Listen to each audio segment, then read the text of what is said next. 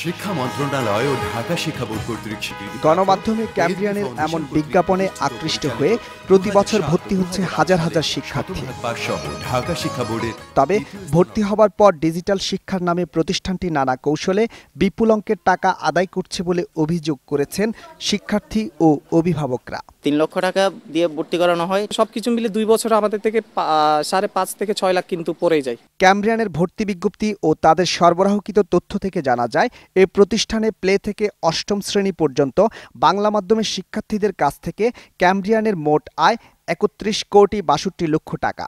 Play থেকে অষ্টম শ্রেণী পর্যন্ত ইংরেজি মাধ্যমের শিক্ষার্থীদের কাছ থেকে ক্যামব্রিয়ানের মোট আয় 11 কোটি 82 লক্ষ টাকা।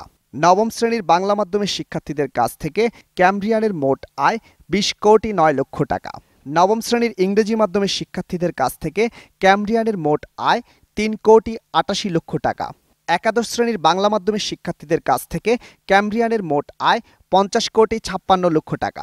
একাদশ শ্রেণীর ইংরেজি মাধ্যমের শিক্ষার্থীদের কাছ থেকে ক্যামব্রিয়ানের মোট আয় 1 কোটি 89 লক্ষ টাকা। আর হোস্টেলের শিক্ষার্থীদের কাছ থেকে ক্যামব্রিয়ানের বাৎসরিক মোট আয় 17 কোটি 28 লক্ষ টাকা। প্রায় 4,500 শিক্ষার্থীর কাছ থেকে ক্যামব্রিয়ানের প্রতিষ্ঠাতা MK বাশারের বাৎসরিক মোট আয় 136 কোটি 28 লক্ষ টাকা। ক্যামব্রিয়ান কলেজ কর্তৃপক্ষ ফ্রি শিক্ষা উপকরণ দেওয়ার ঘোষণা দিলেও এর জন্য গুনতে হচ্ছে বাড়তি টাকা। ব্যবসার জন্য খুলছে, এটা তো শিক্ষার যে মন মানসিকতা সেটা নিয়ে তো তার সেটার উদ্দেশ্য তো খুলে নেই। ওনার কাছে যাওয়া মানে জিম্মি হওয়া। টাকার যে অঙ্ক ওইটা শুনে মেয়ের বলছি যে মা তোর এটা ভর্তি, আমাকে তো ওই সামর্থ্য নাই, তোর এত টাকা দিয়ে এই জায়গায় কেমনে ভর্তি করবে, অনেক খরচ। জাতীয় শিক্ষাক্রম ও পাঠ্যপুস্তক বোর্ডের অনুমোদন ছাড়া নিজেদের প্রকাশিত বই পড়ানো হয়, এ কথা স্বীকার করেন কলেজের অধ্যক্ষ। আমরা চাচ্ছি একটা বইয়ের মধ্যে যেন সবগুলো তথ্য থাকে, স্টুডেন্টরা যেন এত দূরে ঘোরাঘুরা করতে না হয়, এই জন্য আমরা এই কাজটা চেষ্টা করতেছি। এইসব বিষয় জানতে ক্যামব্রিয়ানের গুলশান শাখায় গেলে নেতিবাচক রিপোর্ট না করার অনুরোধ করেন প্রধান প্রশাসনিক কর্মকর্তা। তবে আমার একটা রিকোয়েস্ট, ছোটখাটো সমস্যা বা ছোটখাটো বিষয়গুলো ইস্যুর কারণে যেন কোনো বদনাম যেন না হয়। তবে শেষ পর্যন্ত সকল অনিয়মের জবাব মেলে কলেজের প্রতিষ্ঠাতা MK বাশারের কাছে।